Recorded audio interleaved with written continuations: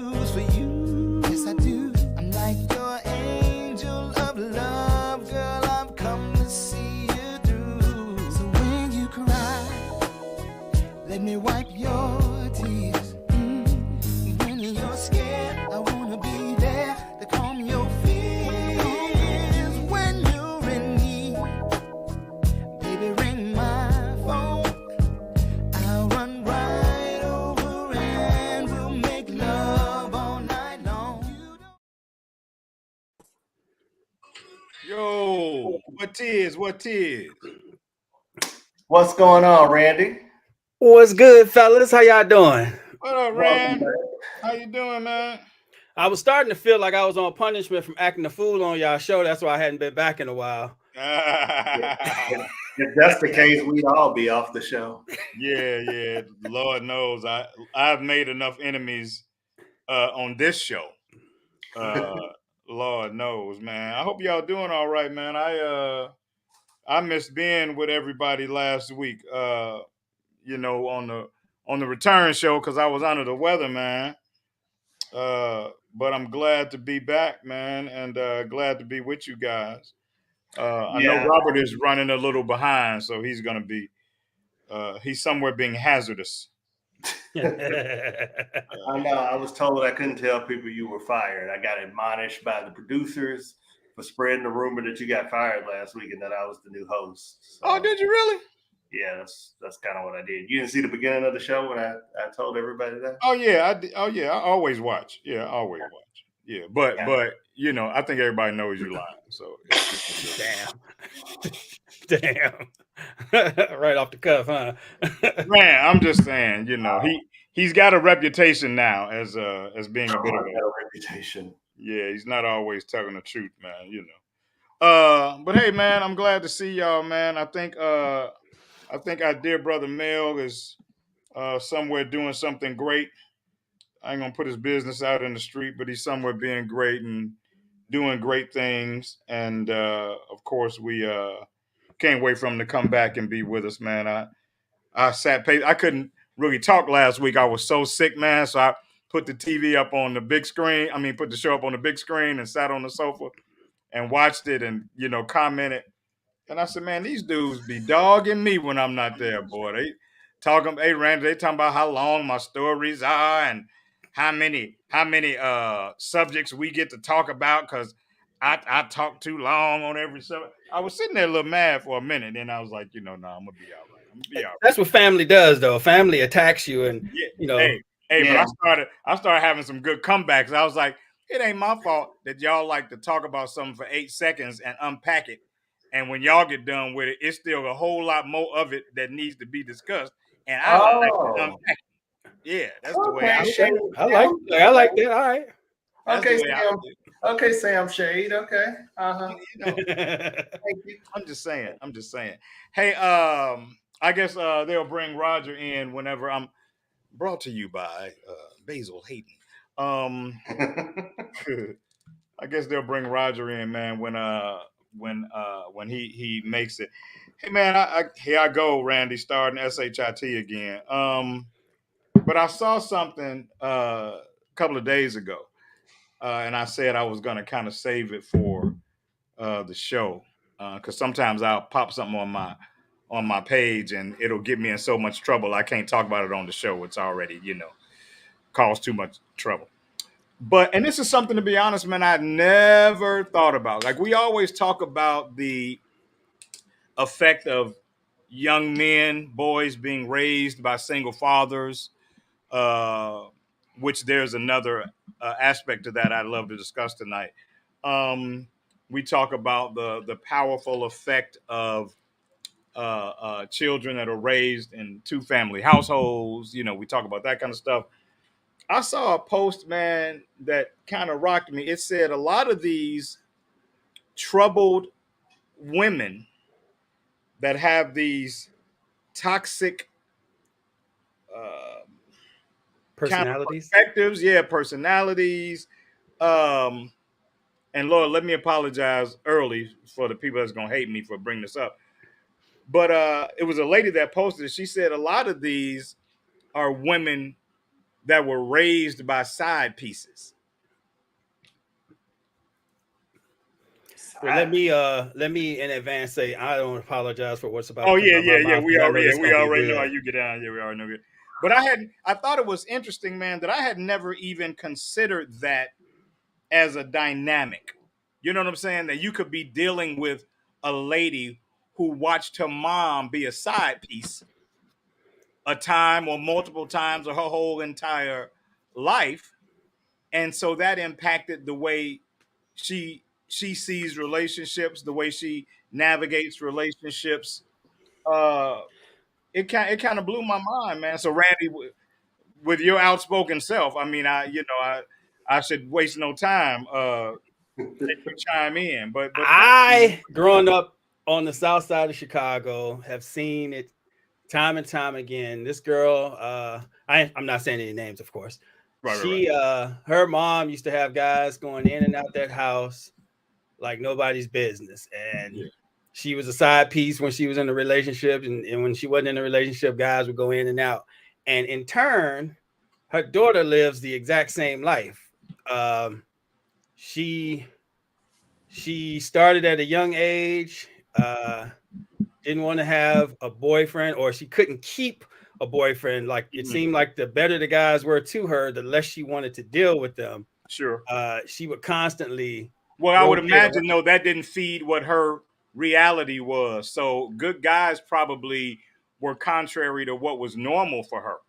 Yep. And all the guys that her mom dated, they were asses. They did stupid stuff. I used to laugh at them half the time, trying to understand why her brothers didn't beat the hell out of them. But they went on. But the daughter saw this, and she still acts like this. It's kind of crazy. She's well into her adult years, and nothing's changed. She was married, and she couldn't just have sex with her husband. It was always other guys. And I mean, I've seen it. I mean, I saw it from childhood to now, and it affected her, and she turned out worse than her mother. That's the bad part about it.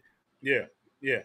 I'd never really, I'd never really, man, considered that maybe even some of the toxic personalities that I have encountered, as an adult man, could be products of somebody who, we're again, and I think it's part of the culture, man, that's so comfortable about beating up men, especially men of color. We've heard 5,000 stories about, boys that watched up with their, grew up with their fathers abusing their mothers, and or he wasn't there, or he was there but he wasn't present. We Right. don't really hear a lot of stories about um toxic or abusive in whatever way mothers, and what that leaves you with as a young man or a young woman. Robert, because you're just popping on, what we were discussing was a clip I saw earlier in the week that said a lot of the women that we encounter that are toxic or have these troublesome personalities are because they were raised by side pieces. And again, it's something I hadn't thought about. Me and a friend earlier were Ooh, talking about the difference, huh? that's a deep one. Yeah, yeah. No, welcome to the show, Robert. Right. Yeah. Me and a friend earlier were talking about the difference in how side pieces used to be versus how they are now. Like all of us remember grandparents and uncles, and the granddaddy had three families, that lived in different parts of the city, but nobody ever said nothing. It was always they stayed in their lane. He took care of them. He took care of all of his outside situations. There was never no drama. And I told my friend, I said, well, we live in a culture now where side pieces feel empowered. Yeah. So it's a different situation. They're not content to say, okay, this this works for me and it benefits me, so I'm gonna chill and let it ride. They feel like they have power. And here's the flip side. I've got an uncle one time that heard through the grapevine that my aunt had a side dude, and he was like, hey, if he want to chip in on some bills around here, he welcome to stay. You know what I'm saying? Like the mentality is just different. But Glenn, talk to me, Robert. I'm gonna let you get situated a little bit since you just got it. But Glenn, what do you think, man? Had you ever thought about that, man, or had you ever consciously dated a woman that you knew came out of a toxic, grew up in a toxic situation and it impacted you all? Not consciously, I guess, not that I know of. I'll put it that way. I don't think so. But I mean, I'm not surprised. I mean, you're a product of what you see growing up, good and bad. So you take on those traits, those good traits, you take on those bad traits. And if all you've seen is that behavior, then that's all you know, and that becomes normalized for you. So kind of what Randy said about it, it's like, you know, you look at what you grew up in, you become what you grew up in a lot of ways, or become the behaviors of a parent that you were most exposed to. So it's not surprising. I mean, it's not just being a side chick, it's being abusive. It's being anything that you become as an adult that you were exposed to in your childhood, I think. Yeah, but I'm still fascinated, man, by the fact that it's talked about so infrequently. You know, that the woman side of it is almost never talked. Dude, I'm over 50.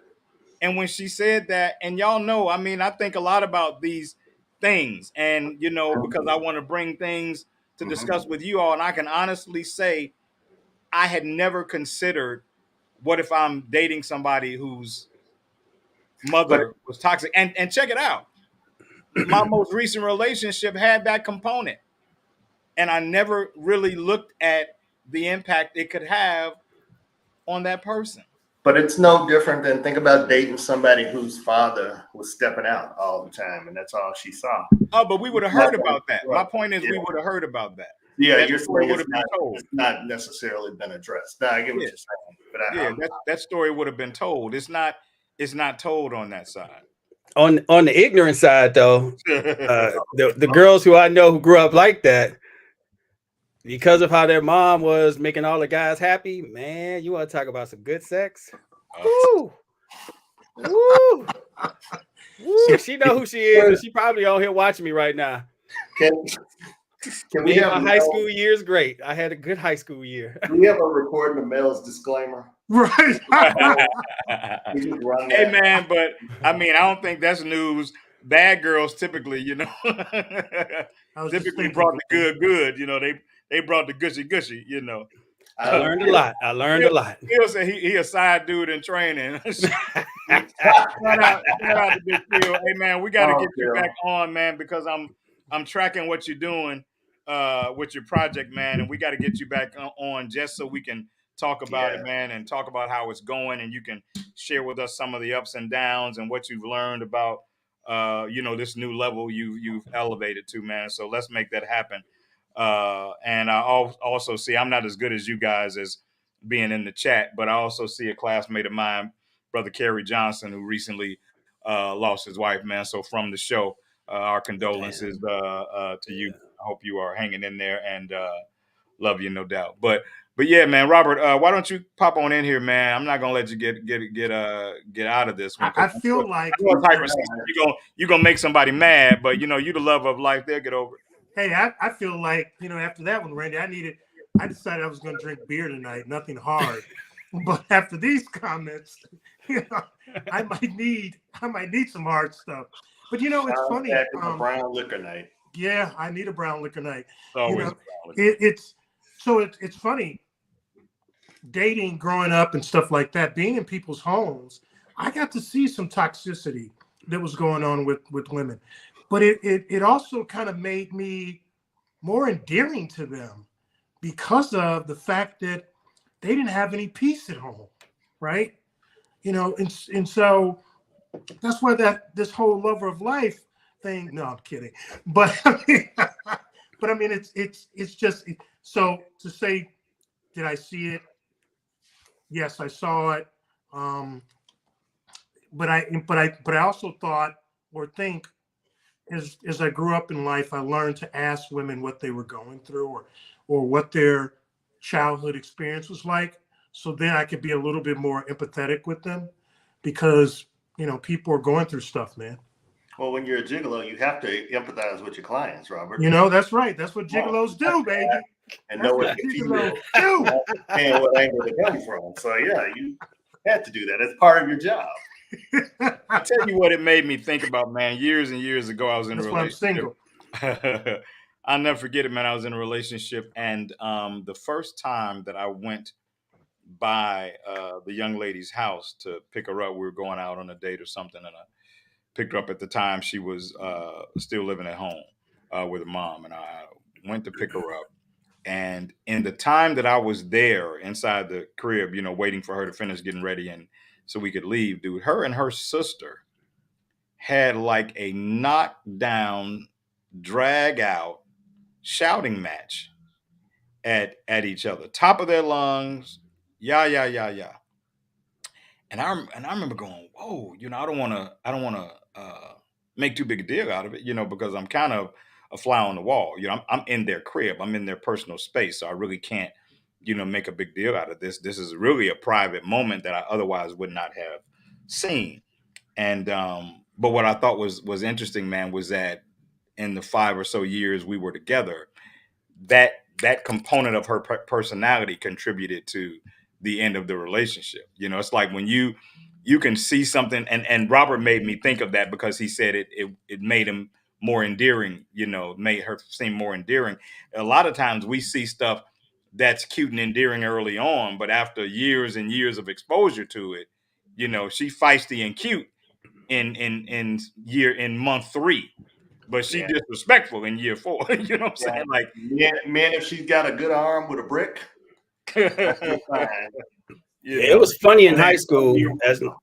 I avoid it as an adult now. Anytime I start learning those things, if you haven't taken time to get healed or come to terms with what you got, I walk away because I know I joked about the girl, but this is the same one.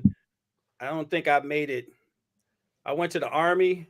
I don't think it was 2 weeks into boot camp that she had moved on. She had moved on? Yeah, I think it may have been 2 weeks into boot camp. I kid you not. Yeah. So, it Did was you still funny write back letters, then. though? Well, she wrote a couple, but yeah. But it's one of those things. As a kid, it was funny. Now I'm like, as soon as I hear these stories, I'm like, so have you taken time to heal? Why do I need to heal? Oh, okay, so this is over. Yeah. So think about this. This is funny because you just made me think about it, Randy. I was dating this is in high school, by the way. In high school, I was dating a lady, and we were vibing, and she took me to her crib, to her house back then, and mom and dad are sitting there getting high, in the living room, and they're like, "You want some of this?" And I was a church boy, but it's so you realize the things that people go through, and she was embarrassed as heck because she didn't realize that they were going to be sitting there, smoking weed and stuff like that when we came home. But we just don't know what people go through, man. Yeah. I agree, man. Hey, man, let's shift gears. Before we do that, of course, everybody that's watching, thank y'all for hanging with us for this is our 3rd season, and you guys have been so faithful to us. Randy has been a consistent guest for all of the time, so we appreciate you, brother. But we kept him away because he acted up and stuff. I'm like, but he acted up every time. Why would we? I know. I'm like, look, I'm kind of like, now be any it was different? self-inflicted, so I can't get mad. But it's like it ain't like it's the first time he acted. He acts up every single time he is. So that would never keep you away. I was trying to. I came in with a New Year's resolution, and I broke it. 5 minutes into the show? But I want to know what the New Year's resolution was. I don't even want to know what it was. It was only about the show. It was like, I'm gonna try to be nicer on the show. I'm trying to be good on the show. I don't do it with the rest of life. I'm like, look, ain't no new year, new me. This is me, and deal with it. Hey, yeah, I've seen your TikToks. This is real easy. And I want to thank everybody for last week, making last week's show the highest rated show of the year, the one I hosted. Thank you very much. I really appreciate that. I know it's the only show of the year, but mind your business. It's number 1. Don't worry about all that. Hey, good job. Good job, Glenn. Thank you, Rob. I really hope you believe that that's why the show was. Well, they wanted me to host it at the last minute. And I've been on 2 weeks straight. So my Johnny Carson plan, which is in my contract, I'm gonna need a guest host next week. Anyway, so I think I was in the middle of asking people to share the show. Don't just share the link, but actually paste the URL into your browser and share it that way if you can. Can you even do that? I don't even know. Right. I'm like, how do you do that? Yeah, I just Yes, thought you about can, it. Sean. That newfangled internet machine, you can do a lot of cool things with it. You know, you can take the little cursor thing and you can spread it over this, and you click one button and you put it on a blank screen, and bam, it opens up a whole new screen for you. Called a mouse. Lord, God, like, oh Lord, you can do some amazing things. Oh, that was pretty good. My man Bizzle just checked in. What's up, homeboy? Suddenly, I feel better about the stuff that I was talking. I feel better now. No. We assholes too. You just a lot more comfortable, letting it be known. We just have to be urged. Hey, check it out, man. I got a kind of serious question for you guys. I don't really believe in regrets, right? I believe that timing is a part of everything. I believe that things are typically in divine order. I also honor the fact that when you know better, you do better. And so I can't really regret things that I did or didn't do before I knew better. You know what I'm saying? I allow myself that grace because you can't do or not do what you're not wise enough in that moment to do or not do. But I was thinking about things that my perspective have changed. My perspective has changed on. For example, I was a guy who, after a few sales jobs, I was like, I'm not fucking with sales. And everybody, because I've done recruiting and everything else. Robert, I see you. I'm gonna punch in the balls when I see you. But people would always tell me, That's violence. hey man, it's been 3 years of this. Well, you weren't a cast member 3 years ago, but you've been here for 3 years and you've been smirking on me for 3 years. So And Sean been trying to get rid of you ever since. yeah, I'm gonna choose violence, man, in 2023.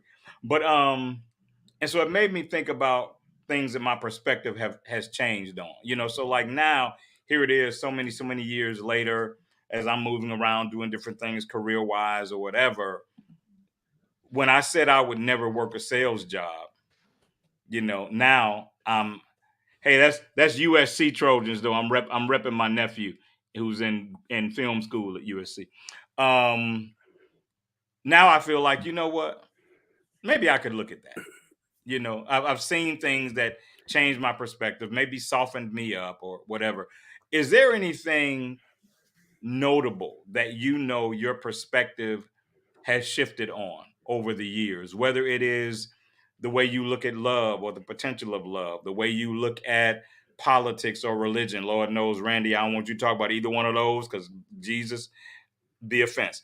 But anything that it might be that you have over the years of gaining your wisdom or whatever, that your perspective has taken a huge shift. Is there anything like that in your life that you go, I didn't think this 10, 15 years ago, but now I know this, or I believe that, or again, not a regret, but you just know your mentality has changed. Robert, I'm gonna start with you since you've been giving me a hard time.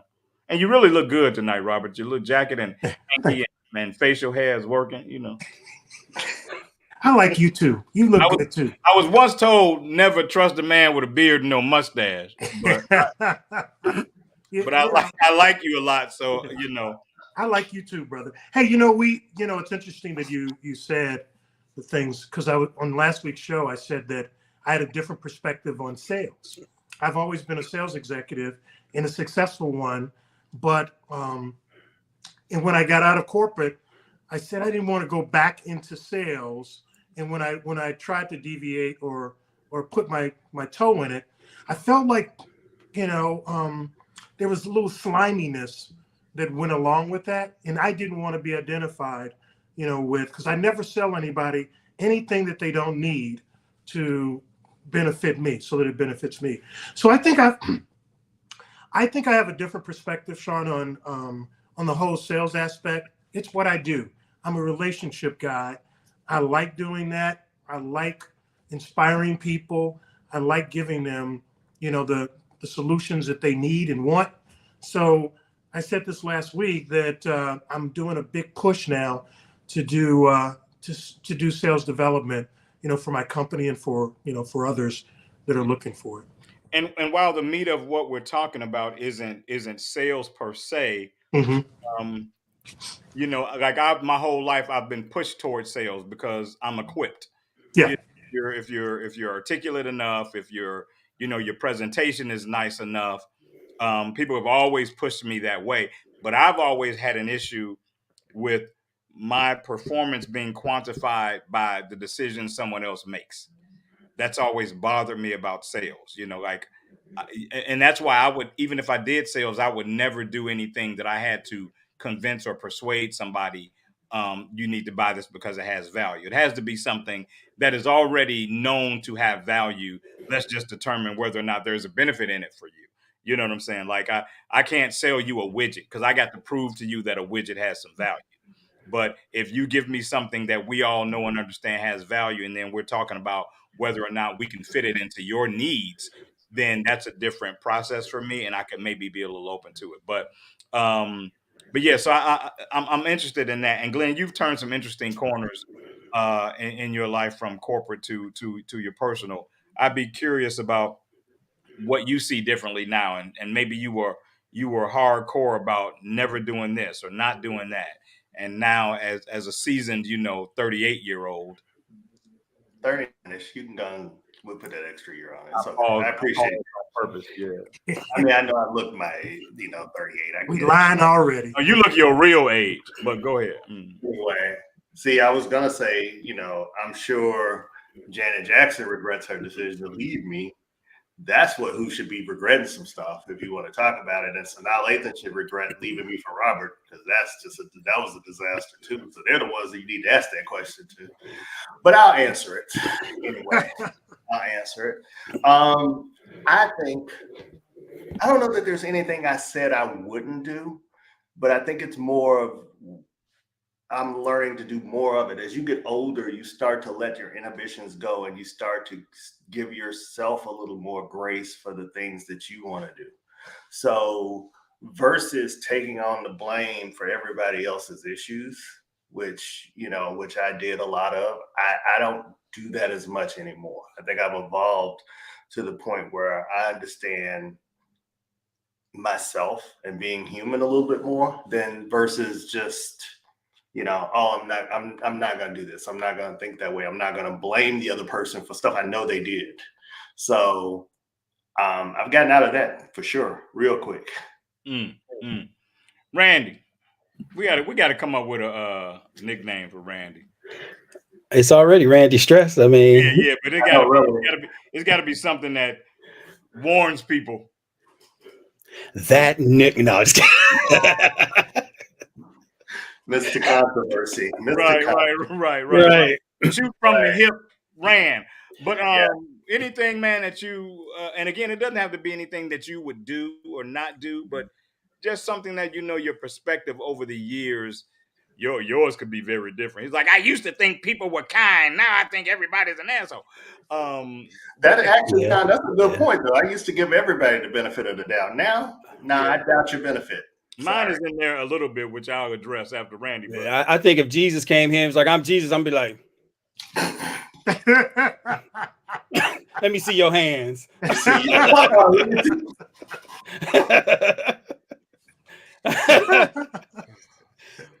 But in all honesty, I have learned some stuff over the years, and the most important thing I learned as far as relationships go, I've learned you can't fix a broken person. No matter how much you want to show someone how good it can be, you have to let them go. You have to be more concerned about your own mental safety than theirs, because they'll break you while you're trying to help them. That was probably the most important lesson I learned from my last relationship. That's probably why it's been 9 years. That was a rough one. That was a rough thing to learn. As far as other things in relationships, I've learned a little bit more about what I actually need. When you're young, it's sex. But as you get older, you start realizing I need somebody I can walk on the beach with. Let's take a flight somewhere, and I know I don't have to worry about you being ignorant as hell and in the restaurant. You know, we can sit and laugh and joke about stuff, people watch, you know, try new things, just, you know, those little simple things that make life a lot more fun. I've discovered that to be more important than anything, Mr. Controversy. I like that. And as far as I forgot the other thing you said. We have to play Prince's song next time you the guest. We have to give you a promo with bound down, bound, bound. I like that. I thought about that. The good thing I've learned about politics, I've learned to stay in the middle of everything because there's so much crap on both sides, and I love to watch people and you're just like, they did the same thing that you're saying that they did, and you're saying the same thing, but you guys did the same thing. So I've learned to kind of stay in the middle. I don't get mad about anything, and when it comes to religion, I just tell church folk, leave me alone. If you ain't living right, because I'm the first one to tell you, I'm not throwing rocks at anybody's house. Don't throw nothing at mine, because you don't want me to call out your sins. But it's so fun. But it's so fun to argue with church people. It's fun to argue with them. It's fun for them to tell you that Halloween's the devil's holiday, but they can't explain Easter eggs. Exactly. It is like that. It's like it don't make sense, but you want to argue about it. You just the Christmas thing got me this year. I had a good argument online with somebody about Christmas, and I'm like, when was Jesus' birthday? And they're like, well, according to the Bible, what? And they were like, well, the church said that. I didn't ask what the church said. I said, when was Jesus born? I'm like, because everything in the Bible says spring, but you don't understand why they made it Christmas.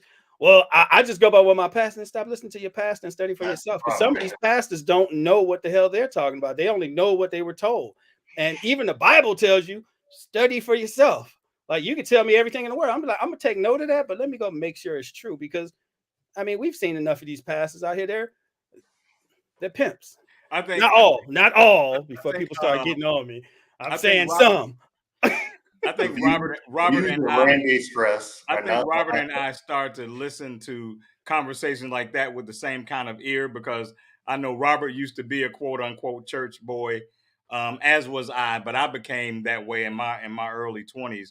And so the things that you guys are bothered by are things that are like largely insignificant to me. Like I could care less about the Easter Bunny or the date of Christmas or what his real birthday was. That's stuff that's all romanced for the greater population, right? My problem becomes pastors that are really nothing more than people with business skills that didn't work in business. Right. No, I grew up in church. I've seen it all. So the pastor's the only person with money in the church. There's a problem. Yeah. When I feel more of a business sense from you than a heart for the people of God, then I don't really have much to do with you. And I'm no longer the person that gives you an inordinate amount of respect because you got pastor or reverend on the front of your name. Like, that means absolutely nothing to me. Like, if we have a conversation and I determine that your spirit is good and you have a heart for the people of God, then I'll change my perspective on you. But if you walk up to me talking about I'm Pastor Donald, you Donald. The Reverend Doctor. Yeah. Pastor is your bishop job. Yeah, bishop. Reverend Doctor. You know what I'm saying? So, truth be told, I stopped going to church because of a pastor. A lot of people stopped going to church. Well, yeah, that had a lot to do with me too, Randy. But it was not just the pastor as much as it was the leadership of the church, together, in community. But the pastor did have a huge impact. That particular pastor. One of the funny things, and I hate this, I'm gonna do a shine, but I'm gonna tell a story. I got a story. It's gonna be quick though. Let's see. Your mind ain't as long as y'all act like they are, but go ahead. Yeah, right. Well, most of them are. True story though. I was in a church, a mega church, well-known mega church here in Chicago. Definitely won't call the name. And it's one of those churches. If you don't pray, if something's going wrong with you money-wise, well, you're not praying enough. My husband's beating me. You're not praying enough.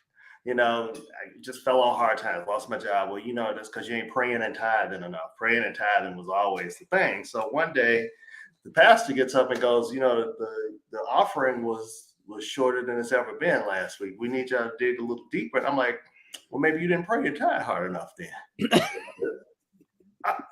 I mean, that was your logic for everything that went wrong in my life, was that I wasn't praying or tithing.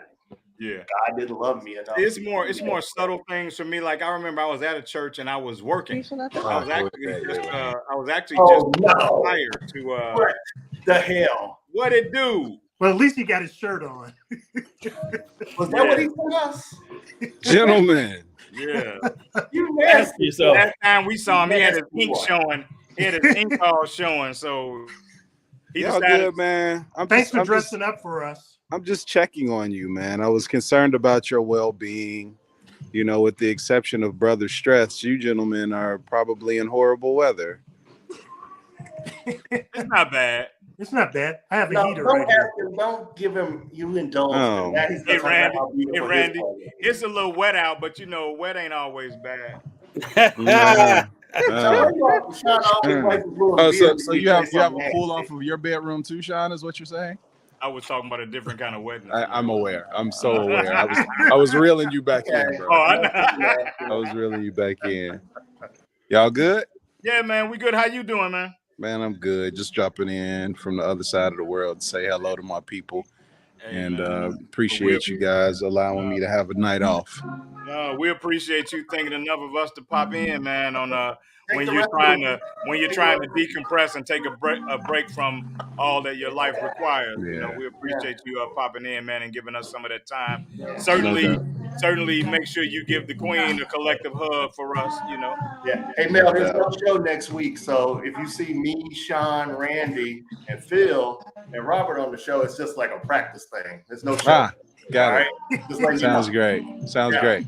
All right, everybody, but Glenn, have a great show. I'm showing skin on those photos, boy. I thought that was a whale you had harpooned. Okay, well, Sean's got his internet frozen. problems. What up, hero? I thought he I'm was. sorry, one of my friends was on here. I thought he was advertising condoms. He just. No. I thought that's what I thought that's what it was too, Glenn, when I saw it. But Yeah. I think it's his whack internet service. Sean Mason's the new spokesperson for Magnum. Yeah. Yeah, he'll be right back. We think. We After hope. these messages, Maybe not. we'll be Maybe right back. So let's do some controversy discussions. You know, we've got a lot of women in the audience. Uh-oh. Ask me a question, ladies. Yes, ask all the questions for Randy, please. That's right. Yeah. How do you handle a woman, Randy? How do I handle? That makes a lot of money. So I've dated a woman.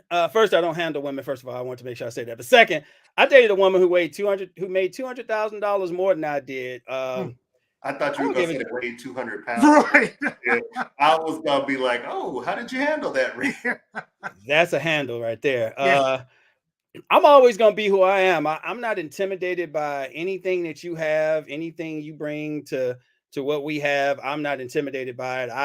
I grew up in a atmosphere with 11 aunts. I'm 100% sure how to be stable around a room full of women. So it doesn't sway me at all. I'm still going to be the guy. I'm still going to open doors. I'm still going to pull out my card to pay for stuff if we're on a date. Like, none of that shifts because you make more money than me. The only thing that can determine how I'm going to change is if you try to act like I ain't shit because I make less money than you. Then you're going to see a whole fool come out as I take you home and make sure I delete my phone number out of your phone for you.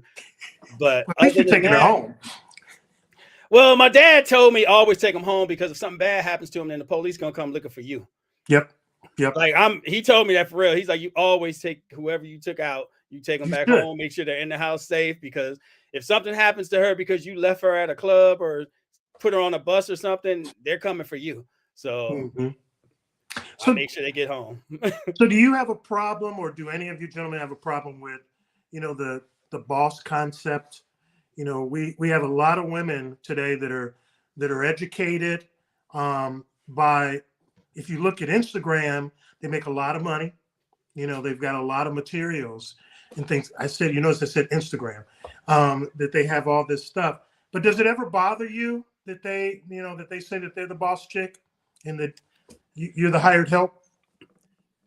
The boss chick philosophy is. Oh, I'm sorry. You talking? I don't know what Glenn's saying. He's got. Oh, he's on Glenn's mute. got You're on mute. He's on Oh, mute. okay. That's why he put himself on mute because he didn't want us to hear. Darn, y'all could have heard that. It was riveting. Go ahead, Randy.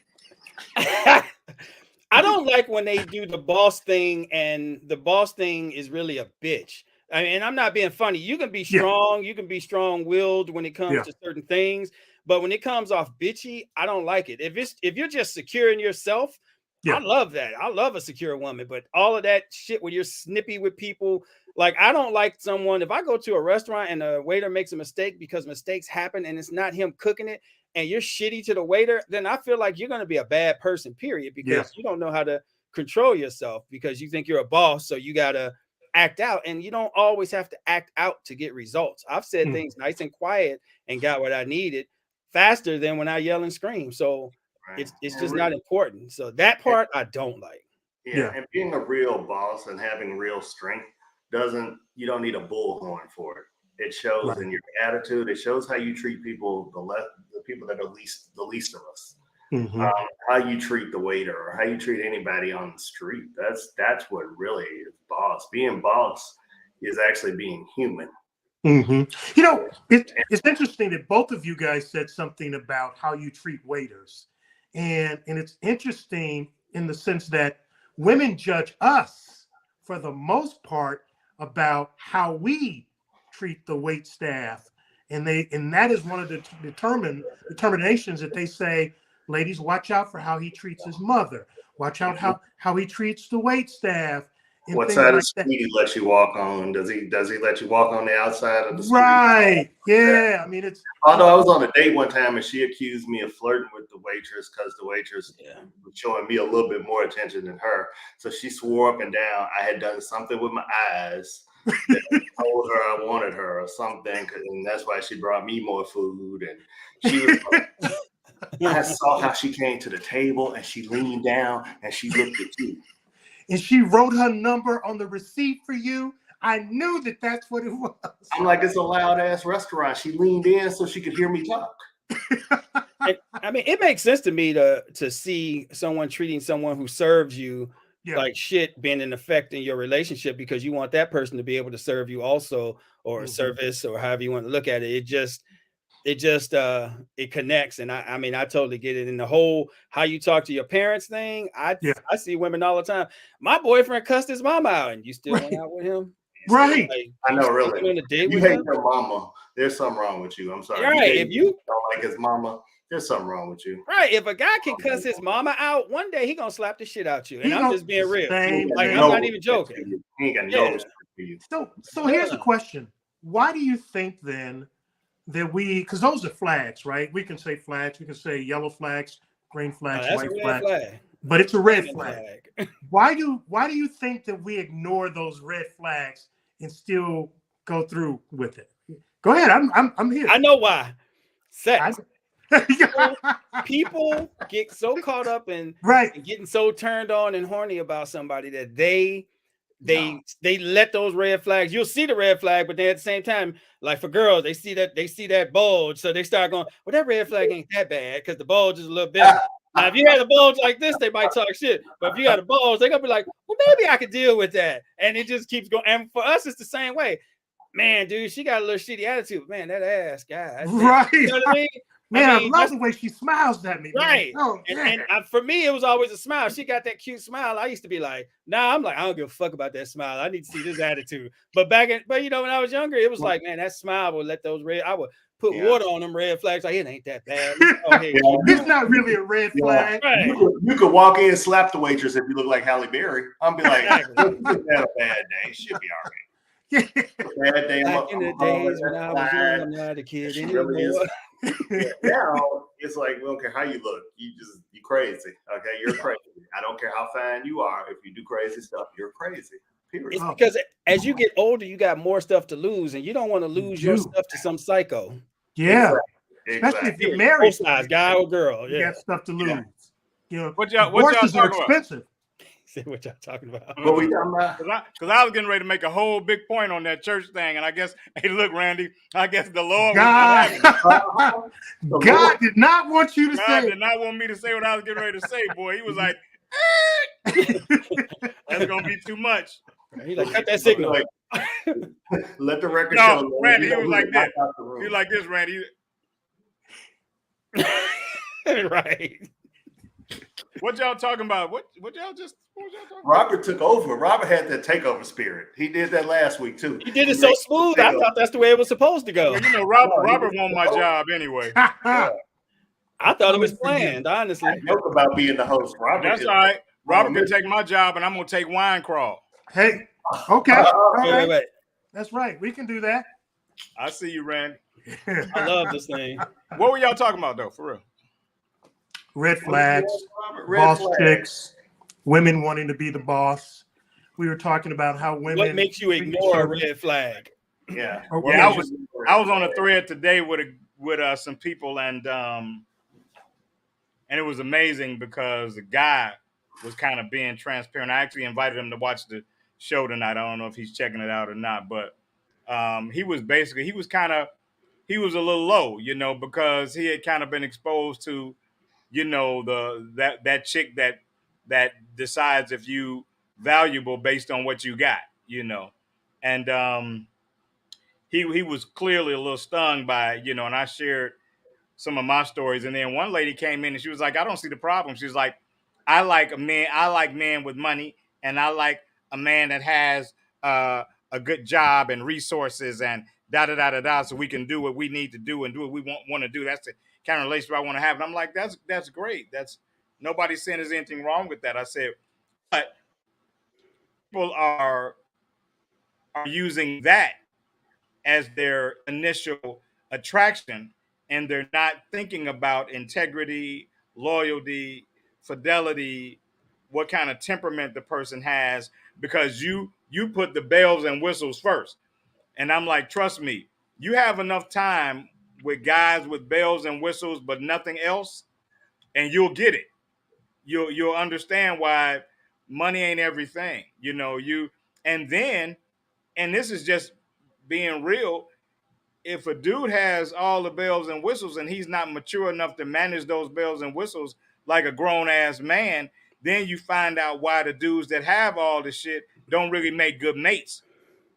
Because And we was in church you know right now, I'd be stomping my feet saying, go ahead, testify, brother. Yeah, I mean, I'm just telling you the truth. Because you got all these women chasing him for what he got. He don't feel no pressure to be good to none of y'all because y'all all chasing him. And here's the thing. And he's likely a piece of shit dude. But he's getting all the attention because of what he got or what he drive or where he live, you know, and then you get all that and you realize it's connected to a dude that got the moral compass of a cat. But you want me to feel sorry for you when you get dragged, and like I'm not, because you shopping from the outside in and not the inside out. And that's not to say that you don't deserve to get somebody that looks like you, want them to look or feeds you in a certain way, because we all are like that. I wouldn't date anybody that didn't feed me physically either, but that's not the priority. That's some extra gravy, you know. But I'm not gonna date somebody that looks like I want them to look, but they a piece of crap on the inside. Like, I'm not doing that. But I think some women, not all, but some have an expectation that outweighs their value. Oh yeah. Well, but here's the thing, and that your value is about a credit limit of $5,000, but you acting like you got a $50,000 credit limit. Yeah, and see, but here's the thing, and again, I hate to be so divisive, but women can get away with that. Men can't. You know, men, you let the man work at UPS and or post office and making good money. But just because it's garbage man. Right. But just because it's seriously blue collar, you know what I'm saying? Like, you got some ladies that'll turn their nose up at them, and it'll be ladies that don't even have nothing. Look, you don't want me to tell my story. Look, I done been rejected for money by a woman who was 3 months behind on her rent. Somebody put a fan on Sean. He I'm about to go in, Randy. I'm about to go in, testify. and then they be mad Where's at you the for telling the tambourine? story. Come I'm on. like, the doors of the church are open. Whosoever will, let him come. I tell women all the time, there's nothing wrong with a guy candidate with a for lot of money. baptism, a Christian experience. Serious, I know, really.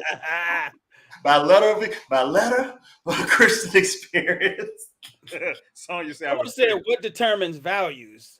You know, I think that's. I didn't address that, Randy, because that's so broad. Like values can be good or bad. You know what I'm saying? Like values are what you come up thinking. You can come up thinking, and this is I don't want no shit for saying this, but I remember when I was a kid in Tennessee, and you had a few guys that would put their hands on their lady. I had a woman tell me, "Oh, your man don't love you if he don't put his hands on you." I've heard that before. You know what I'm saying? So I've values heard to that me, too. values are a bit ambiguous because they are a product of how you were brought up, what you were taught as a child, and you could have been taught some really ugly things, you know. Now, do you want aligning values? Maybe so. If you think a man don't love you if he don't slap you every now and then you might want a man with values that think you're supposed to slap your woman every now and then. You know what I'm saying? But so values are not the dictate as values are not the dictate as much as your values being in alignment are. Right. Values are subjective. Values are very subjective to whatever you know. That's 100%. Like you talk about keeping it real. Well, if you've never been off your block, real is all you know. It's that, that 1 block radius. You don't know nothing about jobs. Yeah. You don't know nothing about other careers or anything else, but you keep it real where you are. You know, you expect me to hit. If you want me to hit you, you found the wrong dude. Because if we get to the point in our relationship where I think I want to slap you, I'm leaving. Because obviously you breaking my spirit in a way that's not normal. So it's like, nope, I gotta go. Because if you got me to the point where I want to hit too much to lose in this relationship. You said breaking my spirit. Yeah, you're breaking the spirit. But you know, you said something, Sean, about the garbage man. I think women will make an exception for the garbage man if he looks like Idris Elba. You'll make excuses. Yeah, anyway. Women will make the big well. I mean, that they want.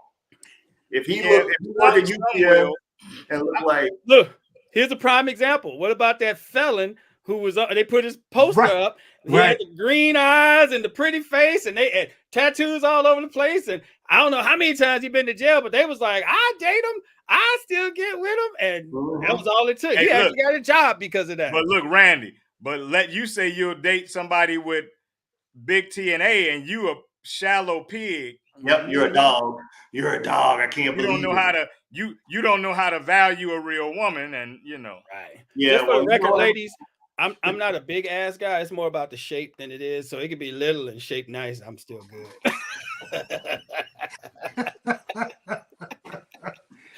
I almost started speaking on what kind of guy I was, and then I was like, "No, I'll let Randy have that." Don't let Randy run out there. Well, I always say when people go, "I'm an ass man," are you really an ass man or are you a big ass man? Because if you're an ass man, it's about the shape more than anything. It don't matter the size. My older brother Byron is gonna hate me quoting him, but I was a young man when he told me, "Hey man, there are big good booties and big bad booties. Don't just say you want a big booty, because that don't mean it's good or a booty." I mean, most people that know me, I've always dated those little Reet petites. You know, kind of. If we can shift our seats to something else, please. Maybe not.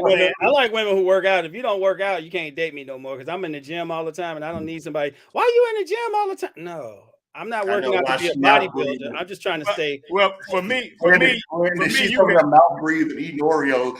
Why are you always right? That part.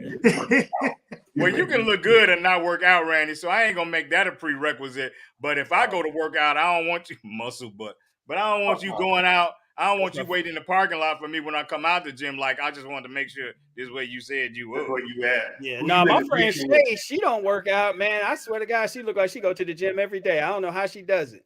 I don't know how she does it. Some of it is hormonal, man. You just Yeah. blessed. I know some people with triceps popping and calves popping, and they eat nothing but fast food all day. Yep. It's just, you know, It used to be me. me, Yeah. I I work smell out. chocolate and gain weight. It's Yeah. you know, it's bad over here. Man, I gotta work out. That muscle butt thing cracked me up. That's Hero. That's one of my friends there. Yeah, I was gonna say I didn't know the name, so I figured they was Yeah. yours. Yeah, it's her. Hey, Randy, you know, after 3 years, most of the names we see is some regular names, and we do appreciate y'all for Yes, we hanging do. with us, man. Hey, man, we almost done. I'm gonna throw this at you real quick. We got about 4 minutes left, man. What happened to accountability? Why has accountability become so unpopular? Think about the little meme we see with the parents at the teacher's desk, and they go, what's the teacher's going, what's wrong with the child? And then it fast forwards to like 30 years, and the parents are asking the teachers, what's wrong with my child? Like it's their fault. You know what I'm saying? What happened to accountability? Because we're the same way with men and women. Like everybody thinks they deserve what they should deserve. They can act how they want to act and get what they want to get. Nobody thinks that you should be accountable for what your energy produces. Talk to me. Accountability died with the helicopter moms because they didn't want their kids to see how it was to lose.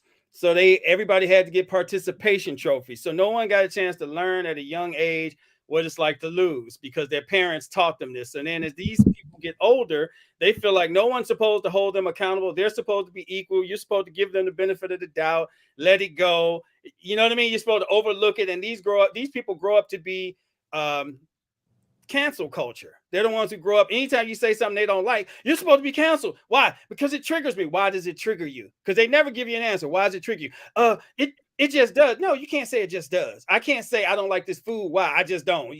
Why? It tastes nasty. It's too hot. Something. But you end up with these kind of people, and they just feel like life is supposed to go my way, and if it goes any other way, then they get canceled. And that's where accountability has died because they want to hold you accountable for triggering them, but they don't want to be held accountable for the things that they do wrong. But it's also grace. Like even with the LGBTQ plus community, I'm an ally. I got no beef, but I'm not always going to remember to say they.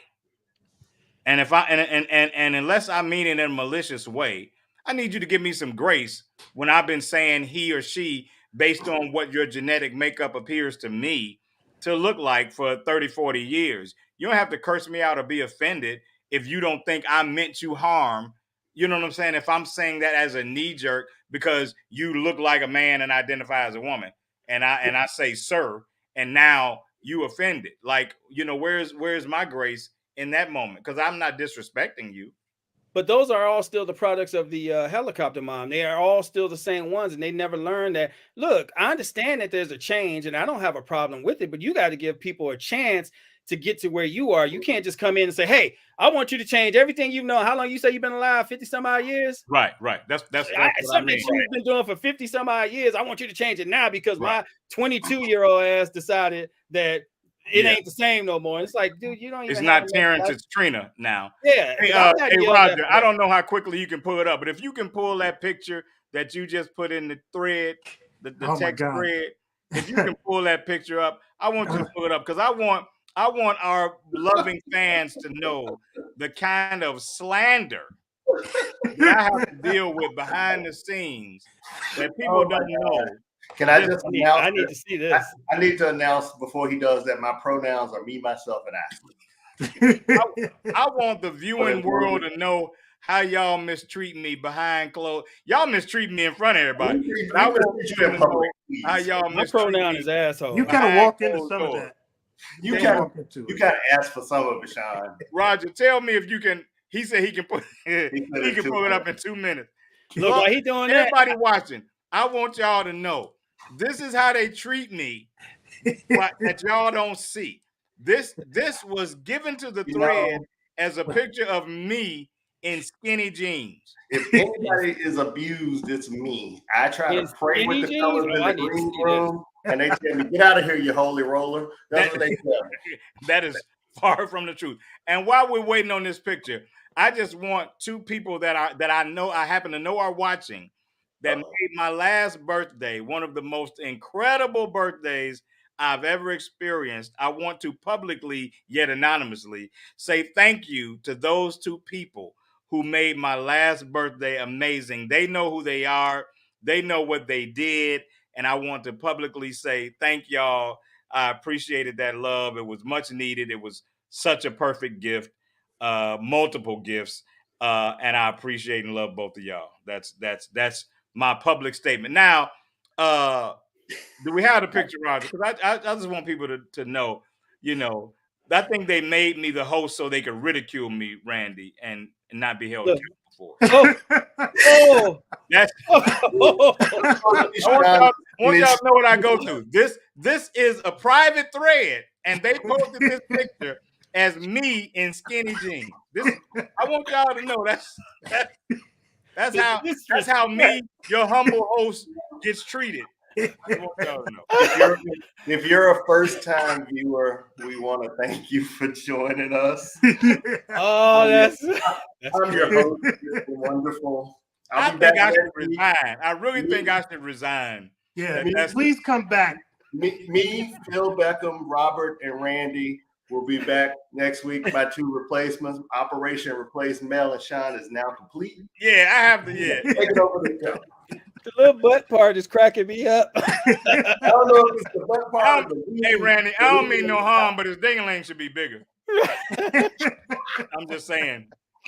Oh my God! Since we doing that, hey, look, Randy. Since we doing that, I'm just saying his ding-a-ling should be bigger. I think. Oh man. They say shots fired. That way the shots fired. That was a bomb drop. Hey man, y'all meet me in the green room. You gotta take us out of here. Thanks for a great show. Y'all meet me back in the green room. Everybody watching, thank you so much for hanging with us. And until next Thursday, it's been live from the cave. We out. Join us, Indie TV, where you will see the talk shows, movies, drama, action, and comedy. Be the first and see it first. Sign up now for free at Indie TV.